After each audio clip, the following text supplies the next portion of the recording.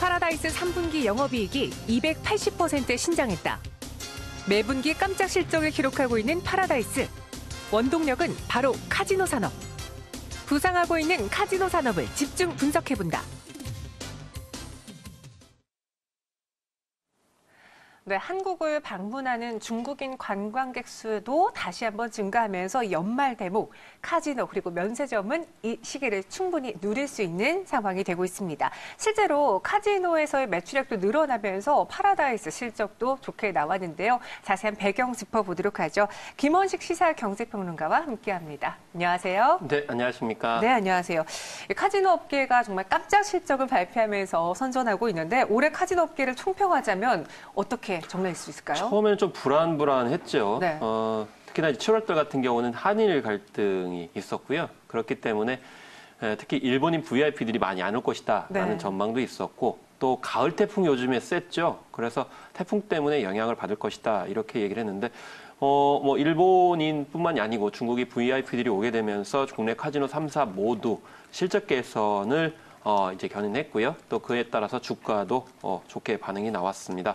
뭐 2020년까지 카지노 업종이 상승 국면에 있을 것이라는 예측이 나오고 있는데 일단 파라다이스 같은 경우는 3분기 연결 기준 영업이익이 411억 원으로 전년 동기 대비 280% 그래서 시장 컨센서스인 250억보다도 훨씬 웃돌았습니다. 시설 원가율이 낮아지고 무엇보다도 카지노 콤프 그러니까 게임 실적에 따라서 카지노 이용자에게 제공하는 마일리지가 지출 증가도 완만하게 이렇게 늘어났기 때문이라고 볼 수가 있겠고요. 그래서 방문 개수와 인당 드롭액이 모두 10%, 또 홀드율이 12%까지 이렇게 전년 대비 상승을 했던 것이 기여를 했습니다. GKL 같은 경우에도 마찬가지로 영업이익 같은 경우가 1.7% 증가한 1,290원 정도로 이렇게 됐습니다. 다른 이제 업체에 비해서는 좀 약간 적지만 그럼에도 불구하고 실적 개선이 됐고요. 또 이 강원 카지노랜드 같은 경우에도 마찬가지로 이제 이렇게 신형 머신을 도입했다든지 머신 게임 속도가 이렇게 빨라진다든지 이러면서 드롭액이 증가를 했습니다.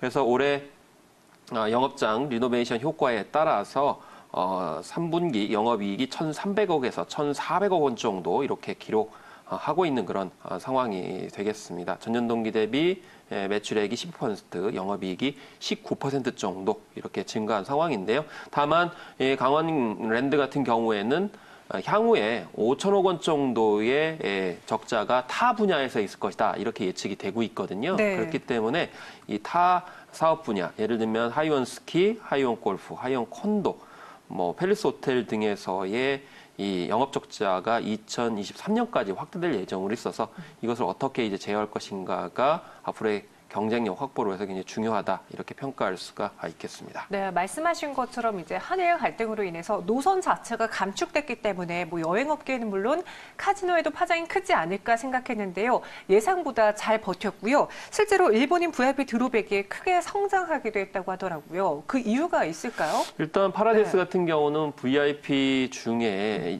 VIP가 사실은 한 84% 정도의 매출액을 차지합니다. 매스라고 하는 일반 그렇고 그것보다 이제 압도적인데 이 가운데에서 일본 VIP가 한 33%, 중국 VIP가 31% 정도 이렇게 되죠. 그런데 이 이제 파라다이스하고 GKL하고 좀 약간 차이가 있습니다. 일본인 VIP들이 아직도 많이 몰려 있는 곳이 바로 파라다이스가 되겠고요. GKL 같은 경우에도 일본 VIP들이 몰려 있긴 하지만 상대적으로 좀 줄긴 했지만 여전히 일본 VIP들이 돈을 많이 쓰고 있다 이렇게 볼 수가 있겠습니다.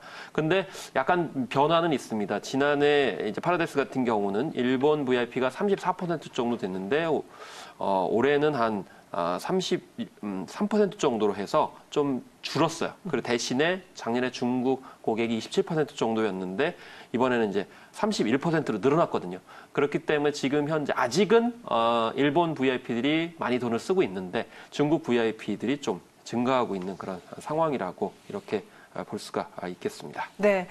이와 더불어서 중국인 관광객들도 다시 유입되고 있는 와중에 이제 홍콩 시위 격화라든가 이러한 이슈로 인해 중국인 관광객들이 상대적으로 갈 수 있는 나라가 좀 한정되어 있다. 따라서 국내에 관광업계들이 수혜를 받는다라는 분석도 있었어요. 이 시위가 격화된다면은 국내 뭐 여행이라든가 카지노 업계에서는 좀 좋은 소식으로 다가올까요? 네. 그래서 일단 네. 지금 GKL 같은 경우에도 중국인 고객들이 일본인들이 약간 줄어든 것을 채우고 있다. 특히 뭐 VIP뿐만이 아니고 매스라고 하는 일반 고객까지도 많이 이제 오고 있는데 그 이유가 바로 말씀하신 것처럼 홍콩 시위가 격화되면서 분산을 하고 있는데 그 분산된 중국 고객들이 바로 이제 한국에 오는 거죠. 그래서 네. 파라다이스하고 이렇게 GKL 또 강원랜드에 오고 있는 그런 상황이 돼서 앞으로 이 홍콩 문제 등 중화권의 어떤 지정학적 리스크가 커지게 되면서 뭐 마카오 VIP까지도 이렇게 한국으로 오는 그런 상황들이 계속 예측이 될 수 있겠다 볼 수가 있겠습니다. 이번에 총평을 좀 들어보자면은 확실히 파라다이스의 경우는 호실적에서 보였다시피 일본인 관광객 VIP 그리고 중국인 관광객 VIP에서 모두 다 수익이 냈고요. 이뿐만 아니라 비카지노 사업도 흥행하는 모습이었는데 파라다이스를 보고 있는 투자자분들 앞으로 어떤 이슈를 주목하면 좋을까요? 일단 세계적으로는 뭐 다 아시다시피 복합 리조트화로 이제 치닫고 있다 이렇게 볼 수가 있겠습니다. 그래서 우리가 흔히 뭐 이제 미국의 라스베가스를 떠올리셔도 이제 되고요. 또 중국 마카오, 싱가포르 같은 경우도 복합 리조트화가 되고 있죠. 복합 리조트화라는 거는 뭐 호텔도 있고 쇼핑도 있고 또 테마파크 등 이게 문화 관광 시설이 함께 있는 것입니다. 이렇게 되면은 어떤 효과가 있냐면 VIP뿐만이 아니고 일반 매스 들도 충분히 즐길거리, 볼거리들을 즐길 수 있다는 거죠. 또 요즘에는 이 가족 단위로 여행을 많이 할 경우에 이 가족 단위로 와서 카지노를 경유할 수 있는 그런 측면이 있다라는 거죠. 그래서 이번에도 이 파라다이스 시티 같은 경우에도 복합 리조트화로 이번에 중국인, 일본인 관광객들이 이제 늘어나고 있는 것 이번에 2019년에 지금 여실히 볼 수 있고요. 또 복합 리조트와 관련해서 중국인 단체 관광객과 기업 행사들도 지금 유치를 하고 있습니다. 그래서 앞으로 인스파이어와 또 착공 예정인 시저스까지 완공이 되게 되면 한국판 라스베가스를 지향하면서 연간 2조 원 이상의 생산 유발 효과도 있을 것이다. 이렇게 예측되는 이유가 되겠습니다. 그래서 이 복합 리조트 효과가 처음에는 좀 이게 되겠는가라고 했거든요. 1조 5천억 원 정도를 이렇게 투입을 했기 때문에 그렇지만 세계적인 트렌드인 복합화, 대형화 때문에 이 동부가 최초의 어떤 이점을 살려가지고 앞으로도 복합 리조트화로 이제 브랜드 가치를 가질 것 같습니다. 특히 GKL 같은 경우 복합 리조트가 아니기 때문에 지금 일본인 VIP들이 이쪽 파라다이스 시티 쪽으로 지금 유입하는 그런 현상도 이제 보여지고 있기 때문에 그래서 파라다이스 시티에 이렇게 복합 리조트화 쪽으로 초점을 맞춰가지고 보시면 되겠습니다. 카지노는 그래요. 나름 선방하면서 웃었는데 아직도 피해를 보면서 몸을 키우지 못하고 있는 업계가 있습니다. 항공업계 그리고 여행업계거든요. 여행업계는 여전히 한일 관계 영향권에서 벗어나지 못한 건가요? 그렇습니다. 그래서 이 8월과 9월에 이 여행객 수가 전년 동기 대비 20.3%, 28.5% 이렇게 됐는데요. 10월에는 더 커졌어요. 40.6%로 수송량이 더 항공기에 타격을 준 그런 상황이 됐거든요. 또 일본 관광청의 이 통계를 봐도 8월에 48%의 여행자 수 감소, 9월에는 58% 이렇게 됐는데 결과적으로 더 증가하고 있는 것을 이렇게 볼 수가 있는 것이거든요. 특히 오이타현 같은 경우에는 한국 관광객이 83% 정도 줄어들었습니다. 대마도 같은 뭐 이제 한국과 가까운 지역 같은 경우 더 타격이 이제 심한 그런 상황이고요. 그래서 우리나라의 그 대표적인 여행사인 하나투어 같은 경우 3, 4분기에 영업 적자가 28억 원. 그리고 모두투어 같은 경우에도 22억 원의 영업 적자를 나서 당분간 굉장히 어려울 것이다. 이렇게 예측을 하고 있는 그런 상황이 되겠습니다. 네, 그러면 마지막으로 좀 정리를 해볼게요.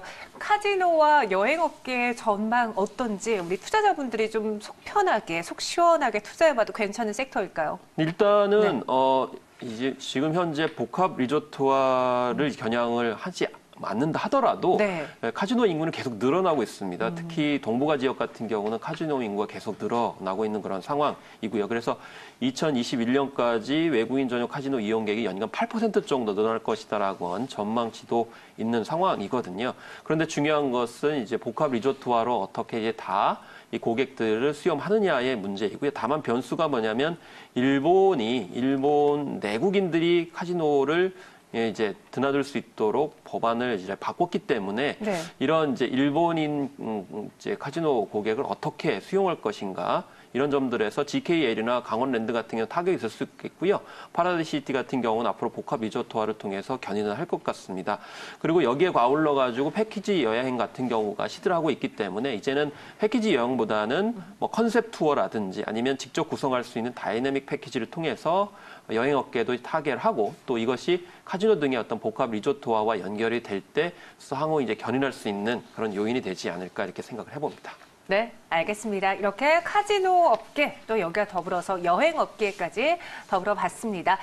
그리고 조금 전에 나온 속보죠. 아시아나 항공의 우선 협상 대상자에 HDC 현대산업개발과 미래에셋 컨소시엄이 선정됐다고 하는데 이 이야기 저희 바로 와이드경제2에서 다뤄보도록 할게요. 평론가님 여기서 인사드리겠습니다. 고맙습니다. 네, 감사합니다.